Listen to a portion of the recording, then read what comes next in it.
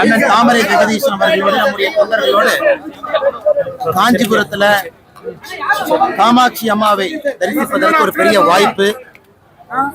இதற்கு முன்பு கூட காஞ்சிபுரம் நம்முடைய யாத்திரை சமயத்துல வேறு சமயத்துல வருவதற்கு ஒரு வாய்ப்பு. நம்முடைய தொண்டர்களோடு அம்மாவை இன்று தரிசனம் செய்வது பெரிய பாக்கியமாக நான் கருதுகின்றேன். காஞ்சிக்கு ஒரு தனி பெருமை நம்ம எல்லோருக்கும் தெரியும். காலத்தை கடந்து இருக்கக்கூடிய ஒரு நகரம். இந்த நகரத்திற்கு எப்பொழுது வந்தாலும் கூட ஒரு சந்தோஷம் தான். இன்னைக்கு வந்தது ஒரு சிறப்பாக நான் கருதுகிறேன். வேறங்கண்ணா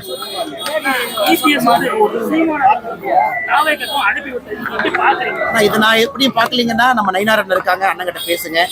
கூட்டணியை பற்றி கட்சியை பற்றி என்னுடைய கருத்துக்கள் கட்சியினுடைய கருத்துக்கள் நான் தொடர்ந்து பேசிட்டேங்கன்னா நிறைய நம்முடைய எதிர்கட்சி நண்பர்கள் 2-3 பேரை பார்த்தேன். நம்முடைய துணை ஜனாதிபதி ஜெய்தீப் தன்கர் அவர்கள் நேற்று இரவு ராஜினாமா செஞ்சிருக்கிறாங்க. அவங்களுடைய உடல்நிலை காரணமாக காட்டி ராஜினாமா செஞ்சிருக்கிறாங்க. நமக்கு தெரியும் மார்ச் மாதத்துல 8, 9, 10, 11 அந்த நாட்கள்ல எய்ம்ஸ் மருத்துவமனையில நம்முடைய துணை ஜனாதிபதி அவங்க அட்மிட் ஆயிருந்தாங்க. நாட்டிற்காக சிறப்பா சேவை பண்ணாங்க. அதற்கு முன்பு வெஸ்ட் பெங்காலுடைய ஆளுநராக இருந்தாங்க. நேற்று இரவு தன்னுடைய உடல் ஆரோக்கியம் முக்கியம் என்பதை மையப்படுத்தி தன்னுடைய பதவியிலிருந்து வெளியே வந்திருக்கிறாங்க. அவர் நன்றாக இருக்க வேண்டும், உடல்நிலை சரியாகி அவருடைய குடும்பத்தோடு சந்தோஷமாக இருக்க வேண்டும் என்று இந்த நேரத்தில் தெரிவித்துக் கொள்கின்றோம். அது சொல்லுங்க ஐயா, மொழி சொல்லுங்க ஐயா. கமல் கட்சியில மக்கள் நீதி மையத்துல மகளிர் அணி வந்து நிர்வாகி போறாங்க ஆட்டோல. அந்த ஆட்டோ ஓட்டல அடிச்சுட்டாங்க, வழக்கு பதிவு பண்ணாங்க. அவர் மட்டும் கைது பண்ணிட்டாங்க. ஆனா ஒரு பெண் பொது இடத்துல செருப்பால அடிச்சிருக்காங்க. ஒரு சாரா தண்டனை வந்து கொடுக்குறாங்க. மக்கள் நீதி மையம் வந்து திமுக கூட கூட்டணி இருக்கிறதுனால பெண் வந்து ஆட்டோ ஓட்டுறட்டு தவறா பிஹேவ் பண்ணிருக்காங்க. ஆனா ரிசல்ட் வந்து அகைன்ஸ்ட் ஆயிடுச்சு. ஆட்டோ ஓட்டுநர் ஏதோ பண்ணிட்ட மாதிரி பொதுமக்கள்லாம் அடிக்கிற அளவுக்கு அந்த பொம்பளை செருப்பால அடிக்கிறாங்க. இன்னைக்கு நம்முடைய தலைவர் அவங்க சொல்றாங்க பாருங்க, அதாவது காஞ்சிபுரம் என்ற பகுதியில ஒரு கட்சியை சார்ந்த ஒரு மகளிர் ஆட்டோ ஓட்டுநர்கிட்ட தவறா நடந்துக்கிறாங்க.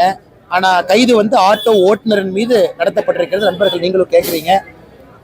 எல்லோருமே சொல்வது காவல்துறை நடவடிக்கை எடுக்கும் பொழுது ஒருதலை பட்சமா இல்லாம, அது பெண்ணாக இருந்தாலும் ஆணாக இருந்தாலும் தவறாக யார் நடந்திருக்கின்றார்களோ அவர்கள் மீது நடவடிக்கை எடுக்கணும். ஆனா இந்த விஷயத்துல நம்முடைய தலைவர் அவர்கள் சொல்வது என்னன்னா, ஆட்டோ ஓட்டுநரின் மீது தவறு இல்லை.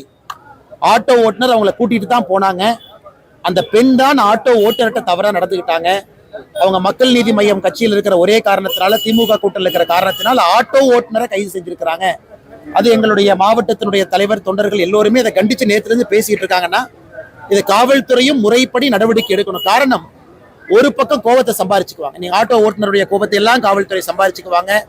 அதுபோல் நடக்காமல் காவல்துறையும் ஜாக்கிரதையாக கவனமாக இருக்க வேண்டும்.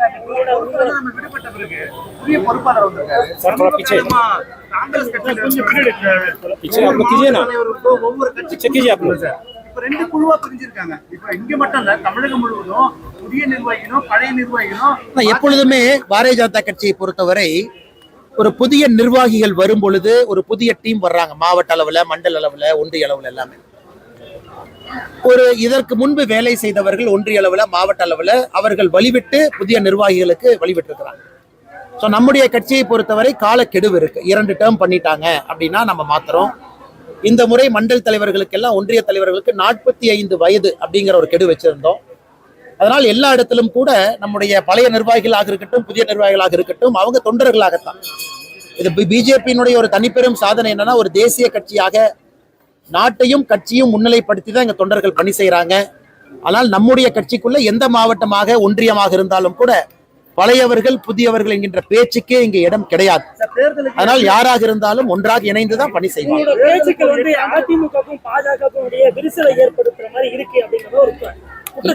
அப்படின்னா என்ன பேச்சு நீங்க சொல்லணும்? அதனால சொல்ல முடியாது. சொல்லுங்க சொல்லுங்க.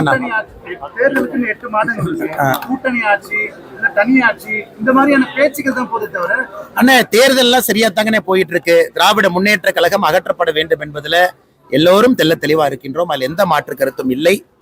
இன்னைக்கு பாருங்க, திமுக வந்து ஒரு நாளுமே கீழே தான் போக ஆரம்பிச்சிருக்கிறாங்க. அவங்களுடைய கூட்டணி கூட உடைய ஆரம்பிப்பதற்கான அறிகுறிகள் நமக்கு தென்பட ஆரம்பித்திருக்கிறது. ஆனால் நண்பர்கள் பொறுத்திருந்து பாருங்க, 8 மாதம் இருக்கு. திமுக 2026 தேர்தலில் அவங்களுடைய தேர்தல் வரலாற்றில் ஒரு மோசமான தேர்தலாக திமுகவுக்கு இருக்கும். காரணம், களத்துல தெள்ள தெளிவா தெரியுது. பெண்களுடைய பாதுகாப்பா இருக்கட்டும், தமிழ்நாட்டினுடைய வளர்ச்சியா இருக்கட்டும், எல்லாத்துலயும் கோட்டை விட்டுருக்கிறாங்க. தலைவா நன்றி. ஒரு கேள்விக்காக உங்களுக்கு 10 கேள்வி. ஒரு நிமிஷம். நாமக்கல்ல கிட்னி திருட்டு பத்தி நாமக்கல்ல கிட்னி திருட்டு வந்து நெசவாளர்களை மையப்படுத்தி நேத்து நான் ரொம்ப தெளிவா பேசியிருக்கேன் ராஜா. SIT போடணும்னு சொல்லியிருக்காங்கன்னா அது நீங்க எடுத்துக்கலாம். ரொம்ப நன்றி.